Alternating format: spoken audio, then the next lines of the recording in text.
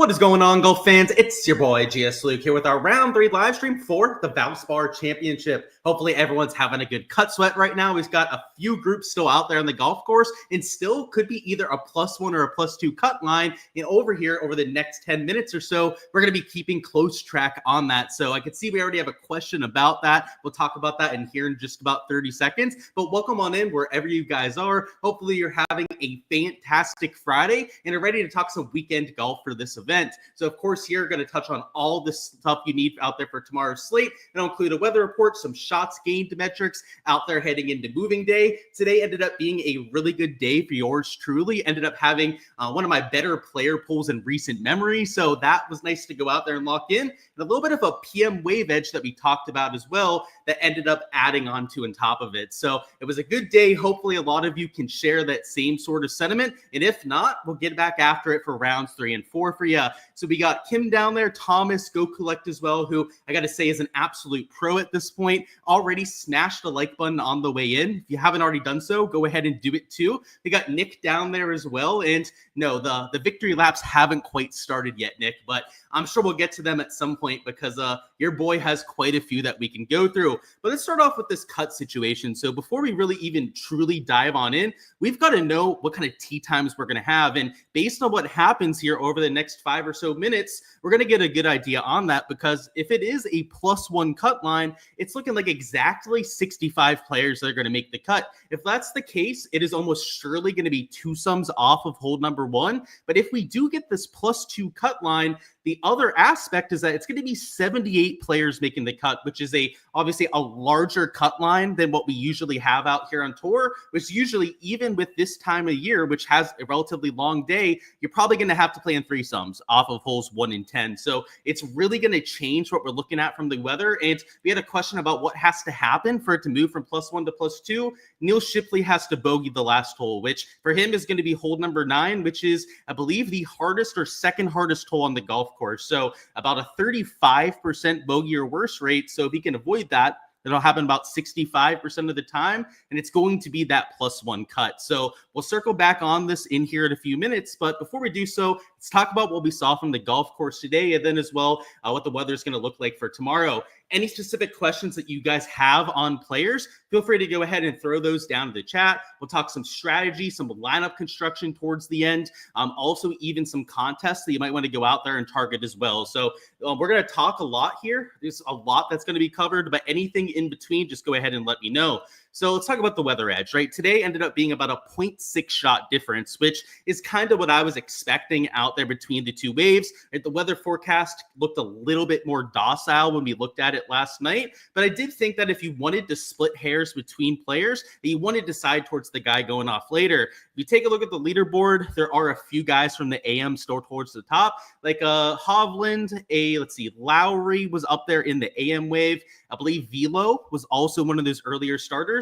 But then you have a whole lot of guys out there from the PM, right? Like a Bridgman, a Benny Ann, guys like Hisatune, Jeremy Paul, Harry Hall, Davis Riley over there at -3. They were all players that had the advantageous conditions. So overall, you could have gone away with AM guys did over there in my player pool. Like, for example, right, I played guys like Hisatune today. I played some earlier starters too that went out there, like Zalatoris with a -2 bogey-free rounds that I wouldn't have gone on, right, if I only played PM guys today. So even when we have a weather situation like this, right, it doesn't mean that you have to go all in on one side versus the other, especially when you have plays on the quote-unquote bad side that just grade out so well. And for me, a lot of those were ball strikers, right, guys that were gaining strokes out there with the irons, but they couldn't make anything over there with the short game. Chris Ventura, he was a player that gained in both the ball striking categories yesterday, but he lost like 2 strokes over there with the short game. Today, he gained like 4.5 strokes between the 2 short game categories. So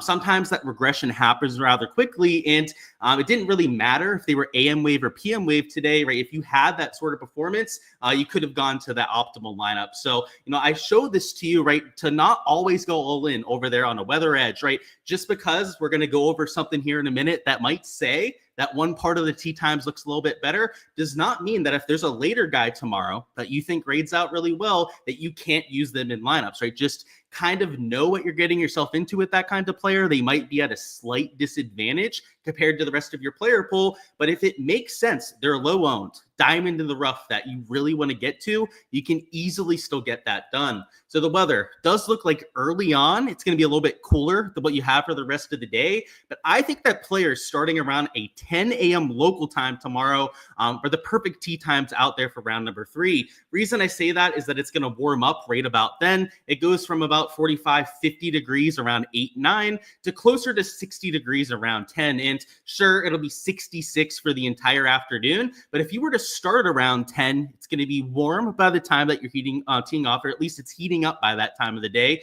And the winds aren't really going to kick up until around 3, 4 p.m. local time. Now, it's not a drastic difference out there with conditions, but it does go from pretty much non-existent wind. You're talking 2, 3 miles an hour sustained to 8 to 9 miles an hour out there towards the afternoon. So it is not going to be a big difference, right? If it's threesomes off of both tees, by the way, it's probably going to be 0 difference out there between the two different sides. But if it is twosomes off of hole number 1 and you're trying to find some of your value plays down towards the bottom end of the board, you might want to start out there with this portion of the board. And I'd say like the ideal range might be like a 9:30 a.m. tee time to something like 10:30 or 11 a.m. Eastern time. So it's like an hour, maybe an hour and a half window of tee times that you can work with there to go out there and find some of your value plays. Now, does that mean you should only be playing guys at that portion of the board? Absolutely not, right? There could be some very early starters, like maybe if we have the 65 guys making the cut, maybe that Nick special, right? That's going off by himself out there early tomorrow morning that you still want to take a shot on, even that's starting off a little bit earlier. But just like today, it's to break ties, right? When you're really close out there between different players, the weather can be one data point that you go out there and use to your advantage. And the reason why I'm so stringent about pointing out how to use these weather edges is I see comments all the time, whether it's in different Discord channels or on Twitter X, comments all over the place, that sort of thing, where people just clearly don't understand how to implement a weather edge properly. They think that like just playing one side of the draw is going to guarantee them a takedown or something like that. I'll be the first person to say, right, wake up, have a little bit of realism in your life. You're going to still have to pick the right plays, right? Guys that go out there and get the job done. So don't just blindly go out there and pick guys out of a hat. Or we have to have a process to find guys that are sustainably ball striking it, to try and find guys that might be due for a little bit of short game regression, might be guys that are good round 3 scorers, right? That's a thing over here on the PGA Tour. Have a process to build a great player pool. And, if you can find a little bit of a weather edge on top of that, right, all the better out there with the player. But just like the shots gained metrics aren't the end all be all, the weather probably shouldn't ever be your end all be all either. And in the past, let's say like 2-3 years ago, there was a time where just like every slate I was like, only go out there and play the weather, right? Only play the morning guys, for example, was something I did for maybe the first year of me playing DFS out there, maybe like 4 or 5 years ago for golf. It's not that way, this time around, right? People are privy out here to these weather edges. And even if you end up getting that right, you still have to beat the other people that also ended up getting that weather edge correct. So just something to keep in mind out there with your process. I do want to get a sip of water, and I want to check on our guy, Neil Shipley here, and whether he has any company there at +1, which it doesn't look like any of the guys at +2 have made a birdie quite yet. So Fisk is playing alongside a Neil Shipley. Looks like both of them ended up missing the fairway there at 18, their 9th hole. And then Mason Anderson, I guess he's a dark horse to go out there and make a birdie, but this is a real difficult green to go out there and make a birdie on, especially from 44 feet up a little bit of a slope on that right side of that green. So I would say that it's looking pretty strong to be that +1 cut, but Neil Shipley, right out of this fairway bunker, we can't see the lie over here on the shot tracker. If it's a real awkward one, this is not an easy hole. In fact, it's the second hardest hole that you have on the golf course. So we're going to have to circle back on this, because if he bogeys, it kind of throws that weather edge out the window, right? Because they're going to probably be starting, I'd say, around 9:30, 10 if they're going off of threesomes on both sides. That's typically when they start in that kind of situation. If that's the case, then you have like a 2, maybe 2.5 hour spread in tee times. There's going to be little to no edge, right? Like let's say tomorrow with twosomes off of hole 1, there might be at most, let's say half a stroke advantage to the guys going off in that perfect tee time wave. Tomorrow, if you just take a look at the first versus second half of tee times, it might be like a 0.1 shot difference, right? Over there with the three sums off both sides. So it just has such a big impact out there from that aspect, but it's not the end all be all. So before we go out there and check on that, let's talk about some of these shots gained metrics, which for today, do want to go back to some of the round one stuff to show you what I was looking for in some of these players. So if we just go to round one, we're just going to do a little bit of a recap here when it comes to the shots gained metrics. Go over here to the ball striking tab, and I already told you guys yesterday, right? Don't take the guys towards the top, right? The guys that were mega chalk after round number one. So like a Ryan Fox, a Keith Mitchell, right? It told you I'm not going to be on that sort of player that was starting in the top five because they're going to be higher owned than a lot of their peers. Kevin Yu, though, right, was a little bit further down the board. Oh, look at that. Goes out there and has a -3 today. Arroyo Hisatune, right? He was even par after the first day, right? He was one of those players that we pointed out, -5 today. Will Zalatoris, -2 bogey-free round. Another guy that wasn't up there towards the top. So when we go through these shots gained metrics, we're going to do a lot of the same, right? And just do the same thing after 2 rounds. We're going to try and find guys that aren't the mega chalk that went off days 1 and 2.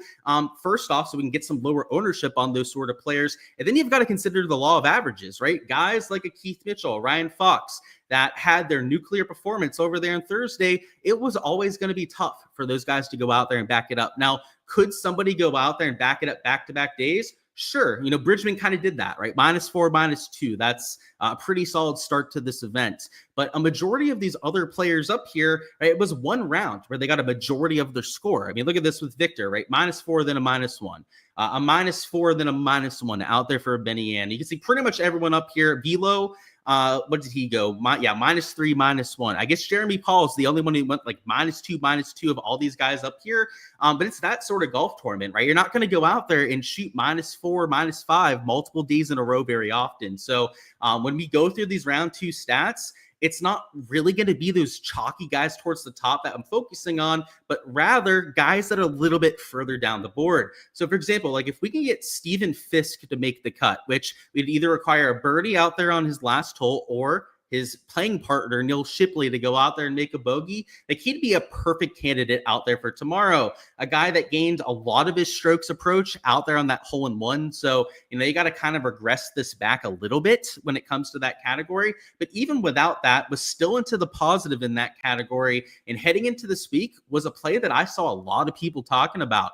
His ball striking stats have been pretty solid in the small sample that we have this year. And I've heard really good things about him coming over from the Korn Ferry Tour. So like these sort of guys towards the top that maybe aren't as mainstream, like in Eric Cole had a really good approach day, but he didn't get the putter working out there in round number 2. Like he could be a play over there at T53. Jordan Spieth, same thing, right? He didn't get the putter working, but he gained a bunch of strokes over there in approach.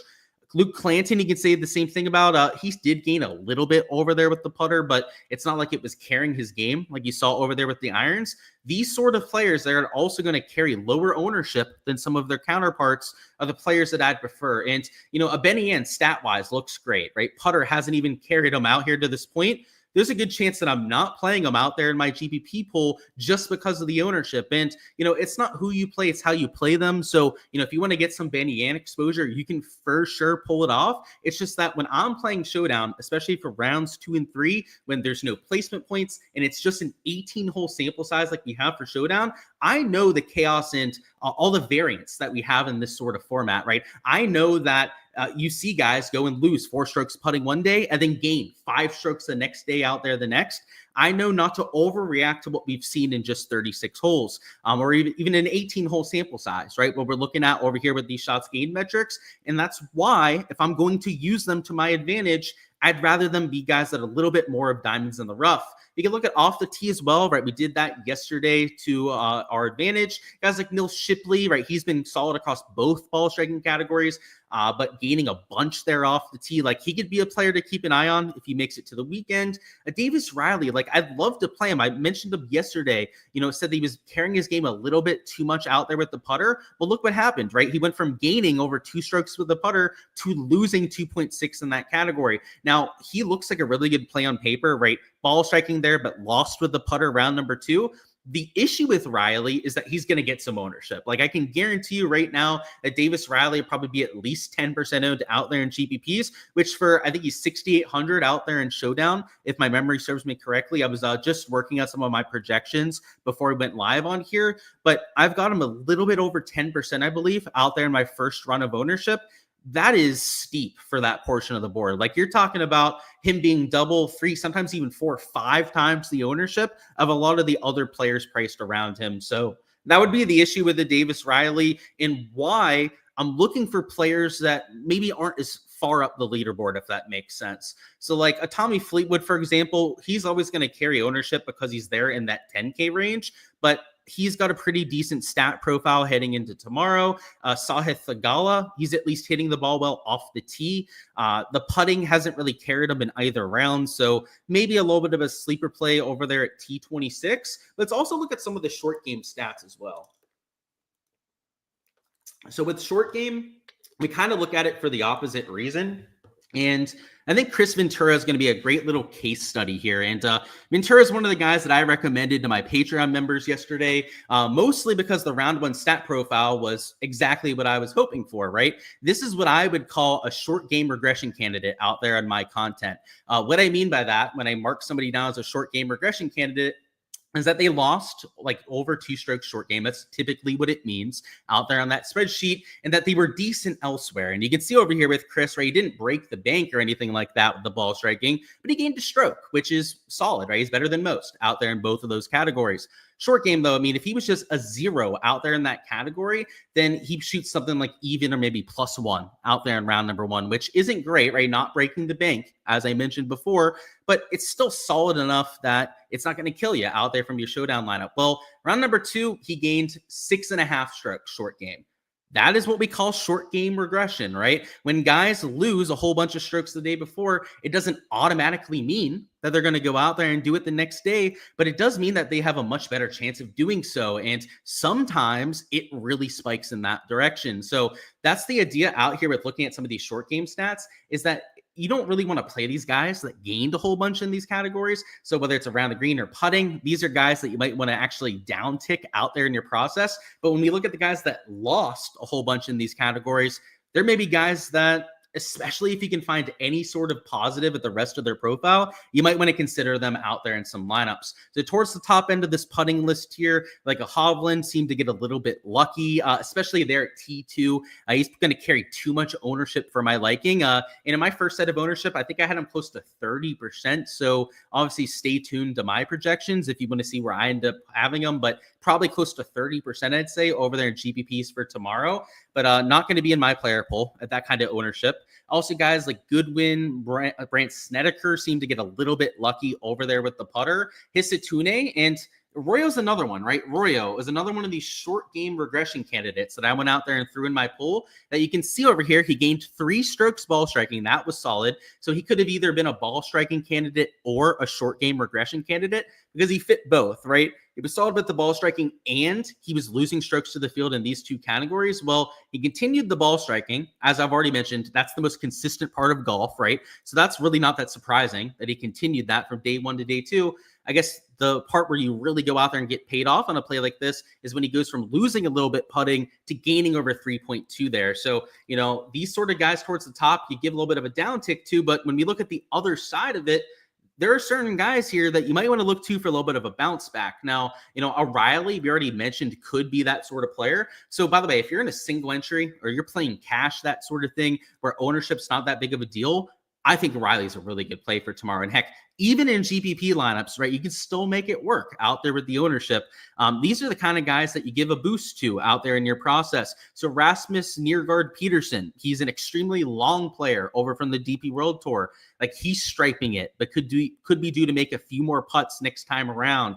A lot of these guys, right, are going to end up missing the weekend. But like an Andrew Novak, like, he sets up particularly well. He is T26, so it's not like he's going to be a super low-owned play there in that 7K range, but he's not going to be chalk either. There at a -1 score, right? Maybe you throw him into a few lineups. Let's see, Lucas Glover, right? He's always going to be a pretty good ball striker out here, right? Losing 1.5 strokes over there with the putter. Maybe you play him as an average to maybe slightly below average ownership play at that portion of the board. Now, he's in the 8K range, so he's probably still going to be like 10, 15% owned. So you might not get that much of an ownership discount on somebody like a Lukey Gloves, but you are getting a play that makes a whole lot of sense on paper. So if you're playing in a single entry, a cash lineup, right, I'd be deploying all the Lucas Glover and Davis Riley that I pretty much possibly can in lineups. We also want to look at around the green. So guys that got a little bit lucky in that category. You've got guys like an Olesen that, chipped in a few times, it looks like. Gary Woodland, Ventura, we already mentioned the kind of bounce back he had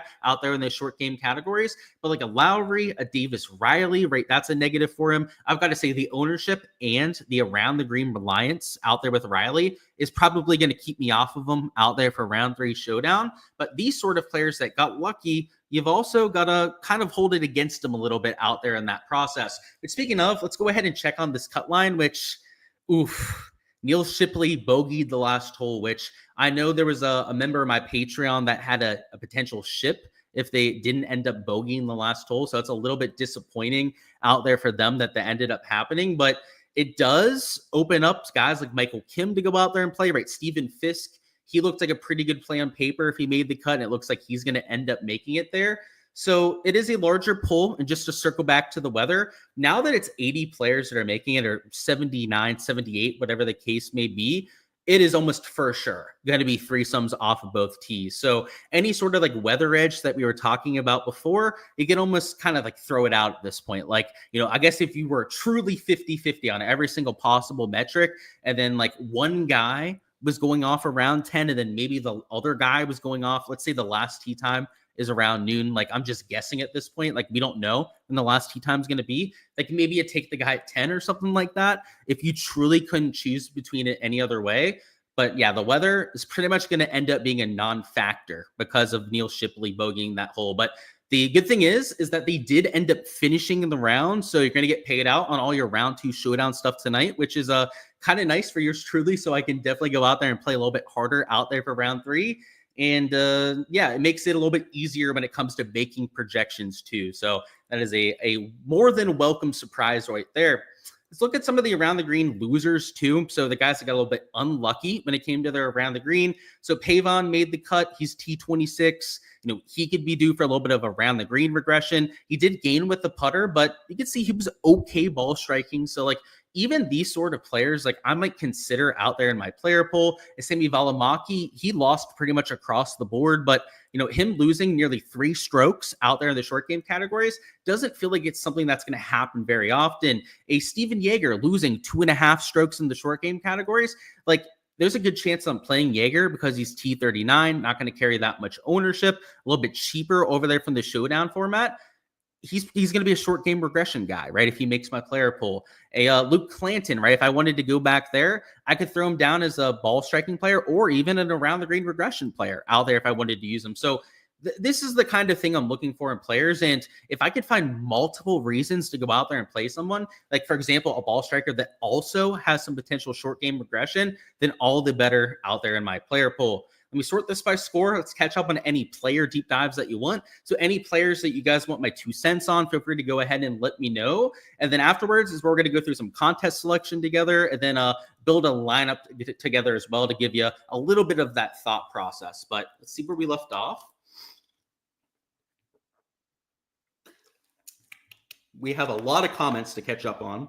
It seems like my apologies, guys. So your Shipley outright was cooked before, and now he's not making the cut. Hey, he made the cut for you, Thomas, but just let in a whole lot of other players. We got a super chat down there from Yob. He says, you hope Michael Kim goes to a steakhouse tonight with his wife and orders a medium rare filet. And then he gave a little comment about you hoping that he argues with his wife about it not being cooked the right temperature. He made the cut for you, though, so I don't know if you still have those same thoughts about him, but I like your humor there out there with your super chat. So obviously, thank you for supporting the channel out there with that super chat, but he did make the cut for you at least. I just enjoy the comment. That was really funny. So it's really annoying that the hole-in-one bonus is the same as the streak bonus. Yeah, we've talked about this a little bit before, Nick. I totally agree with you on that. And you said you're only annoyed because you've had the hole-in-one guys in your laps for showdown 3 straight events. It's a pretty decent run of luck, I'd say, out there with those 3 players, Nick. So good stuff there. But yeah, it should be like 10 to 15 points in my opinion, especially for main slate. Like they don't happen very often. So they should be incentivizing it a little bit more. Jake took a dirt nap today. Indeed he did, which I can't say I'm mad about. He was way too chalky for my liking this week. Yeah, Nicky said, wait, I thought you went all AM, PM and you'd have all 6 of 6. So yeah, obviously making fun of the people that just don't understand how a weather edge works. Yeah, dude, like you'd swear based on some comments that you think that like after you say like, oh, there's a slight edge towards this side of tee times, that people think they just like have the absolute nuts now and are just going to take down every GPP. Those people are just degenerate gamblers, right? That have that kind of mindset. And yeah, I mean, you know, Nick, right? We make fun of these people all the time in DMs. Yikes, right? Like if that's your mindset, then please go and do something else. You're not getting handed money here playing PGA DFS. You've got to work for it and beat everyone else here, right? If you're going to go out there and earn anything. Shipley's going to make this 14-footer. So I guess it was 14-footer to go out there and make the cut. He went out there and missed it, actually. Yeah, today's the cut line for sure, and it is +2 cut. I've got to say, if it's 2 sums off of 1, I would be very surprised. So I would expect it to be 3 sums. Let's see. Everyone talking about the bogey for Shipley there, which, by the way, is good for my exposure, I guess, because I did have a good amount of Michael Kim this week, but it's annoying for Showdown because it would have been a much better slate if we had that little bit of a weather edge to add on top of it. So where'd we leave off? A lot of people just talking about the cut, which is great. I like the engagement, but we got to get to some questions here. Where'd we leave off? Ryder. So yeah, let's look at some of the stats, which, by the way, a lot of comments there to go through to try to figure out where we left off with actual questions. So he looked good today with the ball striking. He made like no birdies today. He only had 1 birdie on the round, but he also was bogey free out there with his round. So, you know, not the best Showdown scoring round, right? We won a lot more birdies to go out there and get to like 50 plus fantasy points. But stat wise, he did a lot of impressive things. I mean, he gained nearly 2 strokes ball striking. Short game was neutral in the 2 categories. So it's not like he killed himself there, but he also wasn't carrying himself out there in those 2 lucky categories. I've got to say Sam Ryder sets up pretty well, especially if you're looking for like a lower owned play down low. He's not going to be chalk at that portion of the leaderboard. And in general, he's not my favorite play for like a main slate because he has a lot of blow up rounds, a lot of blow up holes, which makes it kind of surprising, right? That he had 1 birdie in a bogey-free round, -1. That is very atypical for Sam because he normally makes a lot of birdies. He's normally an extremely aggressive player. So I would say a Sam Ryder that's playing well, but that didn't make a whole bunch of birdies is probably due for a lot of regression the next day. So, you know, he might only shoot like even or even +1 tomorrow, but I would expect him to have a lot more birdies on his scorecard. And he might even outscore his bogey-free round from today just because of that. So I actually think he's a really good play, man. Give you a live outright. So yeah, looking at the top end of the board here, I mean, if you're just looking at the pure stats, and that's normally what I like to do when people ask a question like this, I would try and shop some of the better numbers you can find on a Benny Ann. I think a Xander Schauffele, if you can find anything decent there, that he'd be a good player to look at. And I do want to make it rounds 1 and 2 to get a good look over the first few days. Yeah, Xander Schauffele is probably my favorite just because he's been the most ball striking heavy of all these players up top. You can see gaining close to 7.5 strokes ball striking over the first few rounds. I mean, he's a no-brainer. I think his odds right now, you can see they're like +550. So you're not going to break the bank or anything there, but I don't know. He looks like the old Xander. That's for sure. What happened to your boy Burns? Tough day on the golf course. That's golf for you, Phil. In terms of how it looked stat-wise, I can give you that breakdown, but I can't tell you why he had a bad day. That's just how golf works. So round number 2 in particular, he lost a whole bunch on approach and was super putter dependent. So just wasn't hitting the ball well. I hardly watched any of his rounds. I was busy with some things in real life today. So yeah, Sam Burns just couldn't find his swing today, it looks like. So when you have that happen, when you're losing, what is this, like 5 strokes from tee to green? Yeah, you're probably going to miss a cut. You can't lose 5 strokes tee to green and think you're going to make the weekend. Victor Perez dive. He's continuing to play well. Him and Echeverria, right? They looked a little bit unsustainable after day number 1. Victor Perez goes out there. I asked for some ball striking, right? I said, there's no way Victor Perez can just gain 2 strokes ball striking every single day. I said he's going to have to go out there and do it with the irons. Well, look at that. He answered that. He said, okay, I'll hit my irons better, Luke. Right? Round number 1, it was him gaining all that putting.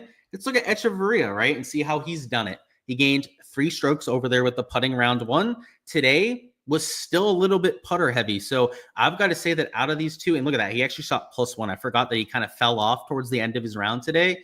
Like the one I'd much rather prefer to have is Victor Perez, right? Because he turned it around with the irons, and God forbid, right, he continues to hit it like this and then finds that hot putter from Thursday. I mean, that could be the low round of the day out there for somebody like Vic Perez. So I hope he can continue that for sure. But, you know, it's still a spike round, right? It's still a low percentage outcome. Do I think Jeremy Paul could win it all? I think that answers the question for you, Jay.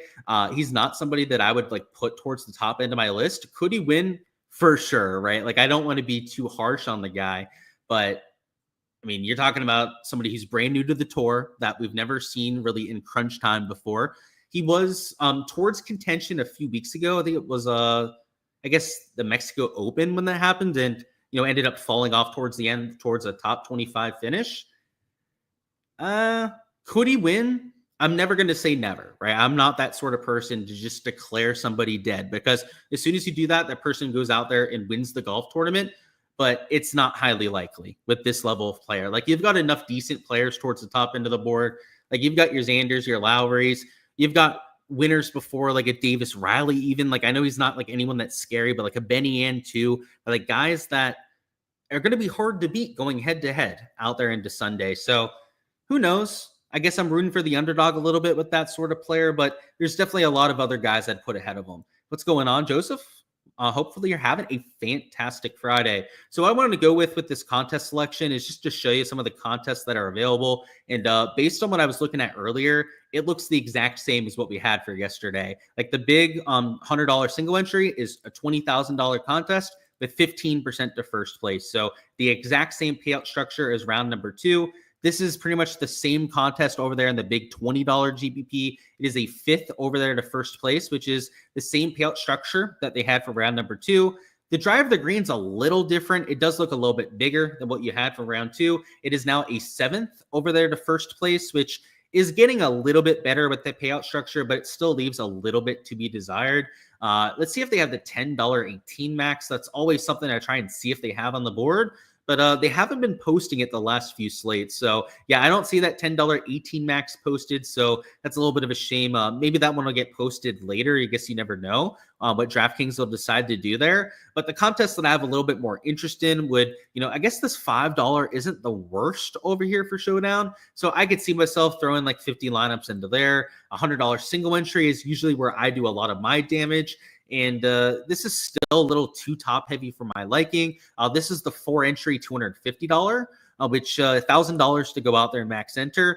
Only reason I don't love this one is that I think it's a little bit too top heavy. Like if you lowered this to like $7,500 and, you know, adjusted maybe second place to be a little bit lower, like maybe like $4,000 out there for second, maybe $3,750 to make it half of first place. But if you did that, and you're able to flatten out this payout structure a little bit more, you know, maybe make like $10th $1,000, that sort of thing out there with some of those changes, then I'd feel a lot better about entering this sort of contest. But until they make those kind of changes, I probably won't be a massive contributor out there in those sort of GPPs. If I end up seeing a big edge out there in my player pool, a lot of guys that I really want to go out there and incorporate, then maybe I do max enter this. That's usually the only reason I enter this contest is I want to add on extra exposure when I feel really good about the setup for any given round. But yeah, a majority of my exposure will be that $5 GPP and then a variety of different single entries. And you've got a few of those $100 that you could enter, but I always like to point these ones out as well because the payout structure is typically ideal on these sort of GPPs. But like this big $33, the absolute nuts. It's a little bit over 10% to first, but it's 10% down there to second, which I just think is great out there with the payout structure. I mean, look at that. Third is $400. You go out there, you enter a solid lineup against 176 people. You're going to get a payout in this sort of contest. You have the big $12 single entries as well that you can enter. So let's see if we can find that. So this is an example right here, right? It's 10% out there to first place. And then you can see it's only a $50 drop off right out there to second place. So these sort of contests, you can see, right, it's only 200 entries that you're entering against right here. these are the ones that are the most sustainable that you could possibly enter. If your exposure for all these different slates is going up here to the big $5 or big $20 and entering like 20 to 50 lineups, that sort of thing, just know what you're getting yourself into. Like, I like entering that big $5 because I like having a decent payout to go after, like at least $5,000. Ideally, I'd rather be playing for $10,000 to even $20,000 out there to first place, but I can't afford with my bankroll currently to go out there and be firing $20 entries times 50 every single showdown slate. It's just, I haven't made it that far in my career quite yet where I have the bankroll to sustain that for every single day. But someday, right, when I build up that kind of bankroll, right, I probably will be entering that sort of GPP. But until then, I'll be down there in that $5. But unless you want to play that style, right, go through the swings of having, losing slates out there in those large field GPPs and then banking some of those big winners, that's why you should be looking at those single entries. That's why even if you don't want to go the single entry route, even if you like having, let's say, like a portfolio of lineups to go out there and enter, look at this $44 that you have here. So this is a 8 entry max times $44, and it's got a much more flat payout structure than most contests. Now, it's not as flat as you'd hope. Like, ideally, $1,500 to first in this sort of contest. Maybe still have it be like $1,000 out there to second place, but take some money, maybe make it a little bit flatter out there from first to 10th. And then this kind of contest would be the absolute nuts. So just, if you like the big lotteries, that's totally fine. If you know the long-term ROI of those contests, they have the biggest rake of all the contests that you have out here on DraftKings. And because you're entering against the most amount of entries, I know it's pretty intuitive for a lot of people out there, but for some, maybe it's not, especially if you're newer out here to DraftKings. It's hard to go out there and beat 8,000 entries, right? I'll just remind you of that. In terms of your lineup construction, going out there and building a lineup together, our main concern, especially with it likely being threesomes off of both sides, is going to be just keeping our ownership low, making sure that we have enough differentiation in our lineup and that when our players go out there and get to the optimal, that we're not holding hands out there with 20-25% of the field. Now, what I want to do here real quickly is to see if they've published tee times out there for tomorrow, which doesn't look like they've quite gone on there and done so yet. I'll refresh this just to make sure. So yeah, still no tee times quite posted, but let's just assume that it's threesomes and that the weather is not that big of an impact. Even if it was twosomes off of hole number 1, it's really only just another data point to go out there and maybe get on an extra player or two in that window. So let's not fixate on that too much. So in terms of building lineups, up top, you can take on some ownership if you want to. So for example, Xander Schauffele gaining all those strokes ball striking. If you want to go out there and play him at what's probably going to be like 30% ownership, then you can get away with that as long as you compensate for it elsewhere. But I prefer, because you guys know it, golf's in a four-letter word for a reason. It's only an 18-hole sample size, right? It's one of the more chaotic DFS sports that we go out there and try and handicap. I like to live on the edge a little bit, right? I like to try and find some guys that are a little bit lower owned to go out there and incorporate. So Justin Thomas is, I really feeling that sort of play in my loins because, he's a high upside player. He's been really striping the irons over the last few months, and he's got nothing to lose at T54. And if there's one thing I know about a golfer that has nothing to lose, is that they are the most dangerous golfers that you have out there. Dangerous meaning that, of course, they've got some potential to go out there and shoot low, but also dangerous from the literal sense in the fact that he could go out there and shoot +4 tomorrow, right? He has literally nothing to lose. So he's going to go after every single pin, which is either going to go really well out there for his score, or it's going to go really badly out there with the Justin Thomas.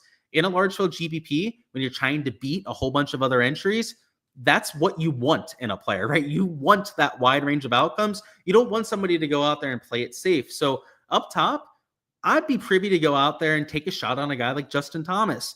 Down here in this 8-9K range, I'm not afraid to go out there and take a shot on somebody that's a little bit lower owned. So while a lot of people might be drawn to Zalatoris, maybe a Shane Lowry up there at -4, like he's going to be one of the more popular players that you have in that range, I'm looking at guys like a Michael Kim and going, he made the cut on the number. It's not like he's going to have a better tee time or anything like that, but just like JT, why not go dart hunting towards the top end of the board? And if you were to start with a JT Michael Kim here, it's not like either one's going to be single digit owned. Like I've got JT probably close to like 15 to 18.5% ownership over there in my personal projections. A Michael Kim maybe closer to like 10% ownership, maybe a little bit over 10% ownership over there in some GPPs. Maybe some single entries. He might be single digits, I'd say, over there with like a Michael Kim, just because you do have some chalk around him over there in that 9K range. But even these sort of players are going to give you a little bit of that differentiation, not a ton, right? Because they're still carrying some ownership, to where if you want to take a little bit more chalk in that 7K range, you could probably get away with it. So for example, let's say that your process is putting you on a Jacob Bridgman. Like every metric you look at is like, I've got to play the guy that's currently winning this golf tournament. If you started with a Thomas Michael Kim, you could probably afford to take a Jacob Bridgman over here in this 8K range. Whereas, up top, if we had started a little bit chalkier with, let's say, Xander Schauffele, maybe your second man in is the Will Zalatoris, who's also striping the ball well over the first few days, you might not want to go to Jacob Bridgman as your third man in this sort of lineup and make him the third piece of chalk that you're going out there and incorporating. So, your lineup construction, the kind of, lineup composition that we're going with over 6 players, a lot of that depends on the other spots that we're playing. So, you start with the Xander Zalatoris. Maybe Jordan Spieth is a better player to use as a third man in just to give you a little bit more leverage. Fourth man in here, right? We don't want a whole bunch of chalk out here in the same lineup. So Victor Hovland, by the way, I just want to mention this right now. Not only is Victor over there at T2, but he's only $7,800.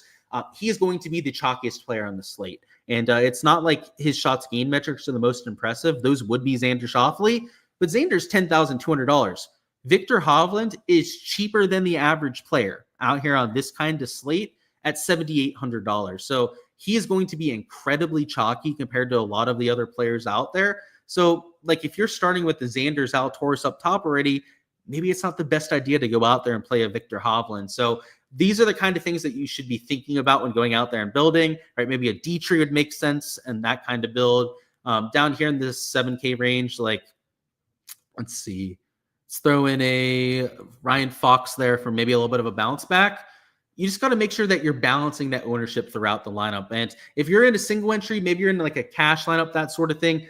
Ownership, it's not like you can completely ignore it out there in single entries, but it's much less of a factor. And if you are in cash, you can kind of ignore the ownership factor. Let me get a sip of this. So you said, look for JT or Fleetwood to shoot -5 and make a fake run at it. Yeah, what the backdoor top 5, as they say with Rory McIlroy, wouldn't surprise me to see one of those end up finishing top 3, top 5. JT will wait till Sunday to backdoor the top 10. So yeah, that's the Rory syndrome out there with that kind of performance. Donkey Chalk, Mike Kim, and Adam Scott sneaking into the cut will nuke tomorrow. That's just science. Yeah, dude, that's normally the case with those sort of players, right? And I've got to say, it did save me a whole bunch of 6 of 6s out there with those two players that I threw into lineups. However, I would almost have rather been a +1 cut line, actually, because then I would have had a higher ratio of 6 of 6s compared to the rest of the field, because I had over the field on 6 of 6s either way, right? Whether it was +1 or +2. It's just that now that the average for the field is so much higher over there at +2, that edge I have over the field isn't as significant. So yeah, now that those guys made the cut, which, like I said, a little bit sweet and sour there, they're going to go out there and nuke. Honestly would not surprise me. Then you want a little bit of a look at Coco, you said. So I'm in love with the Coco, as they say in that song. I typed in Coco. It's like Corey Connors to find him on here. He is gaining across the board. So, and it's so boring when that's the case, right? Because it's not really telling us all that much, right? When he's positive across all 4 categories, other than he's playing solid golf. And if we take a look at round number 1, it was pretty much the same, except the putter was into the negative. Stat profile on Corey Connors looks great. What I'll say, though, is don't get that thrown off by this. This is what Corey Connors does every single week, right? From tee to green, he's going to bore you to death out there in those 3 categories. And then he hardly ever has those spike performances with the putter. So if you take a look at him recently, right, when he's had those spike performances is when he's gone into contention in nearly one event. So for example, the API, right, he had that one really good putting round. He's actually been pretty decent with the putter over the last 3 events. You know what? I think I'm going to play Corey Connors, and it's almost a little bit of a life hedge here because I dislike him as a golfer, and I really don't know what it is about him. Maybe it's the money I've lost on him long term, whether it's betting against him or playing him out there in lineups and just playing him on his down days. But per the numbers and just per like the putting lately, I mean, he's had better days putting over his last month or so, and that's really been the only thing holding him back. Just out of principle, I think I got to play him, right? Like, this kind of stat profile is just hard to overlook. So, you know what? I'm probably going to use them out there in a few lineups. That's all I've got over here for the round 3 live stream, guys. Going to go ahead and cut it off here so I can get to all of my projections. Of course, for the round 4 live stream, we'll be doing this over there tomorrow night. So make sure to stop on by for that as well, which I'm assuming will be around 7:30, maybe 8 p.m. Eastern time after play ends up ending over there tomorrow night. And then, of course, for all the content throughout the rest of the season, smash the like button for the SHIPIT Nation crew if you guys haven't already, which, by the way, right, if you're forward thinker, if you're somebody that's on top of it like Go Collector over there, you probably did it on your way in. But if you haven't already, go ahead and smash that like button. And I'll be doing the prop and betting live stream a little bit later on tonight over there on my YouTube channel. So if you guys are on Underdog and Prize Picks, if you guys are doing matchups, 3-ball bets over there on the sports books, I'll make sure to check out my YouTube channel for all of that content.